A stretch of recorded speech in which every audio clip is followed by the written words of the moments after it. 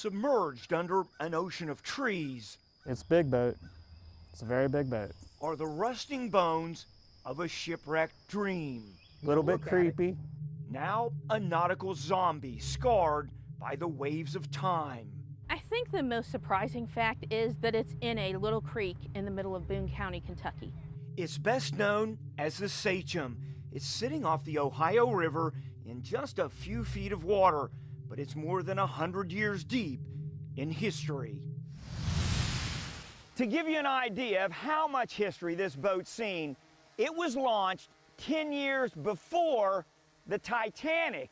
And well, it's not in much better shape. They call it the ghost ship of Cincinnati, but I'm pretty sure that nobody's ever died on the boat.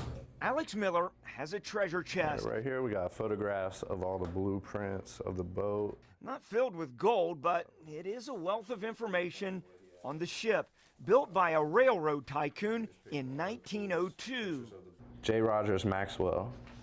This is the bill of sale of everybody that's ever owned it. And in World War I, This is a picture of Thomas Edison with his crew. Thomas Edison is right here in the center. Edison did torpedo and submarine detection experiments while on the boat.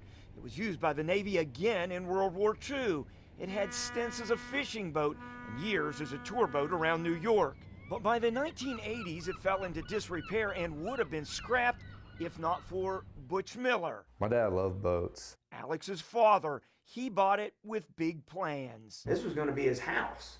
I mean, I wouldn't call it a house, I would call it a mansion. But before it left New York, it got another famous visitor. Madonna shot these scenes on the boat for her video of Papa Don't Preach. In that same spot today, weeds grow on the deck. But even in this state, it remains a portal to the past that people just can't resist. This is like a shipwreck, only it's on land. It's a tiny little creek off of the Ohio. This is the owner of the boat and the land around it. He appreciates the history, but says the ship is creating a major problem.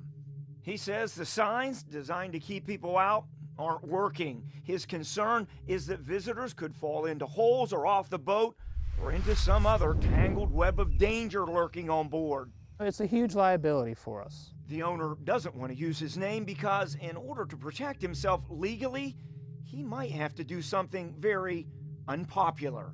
Worst comes to worst, we're just going to have it scrapped.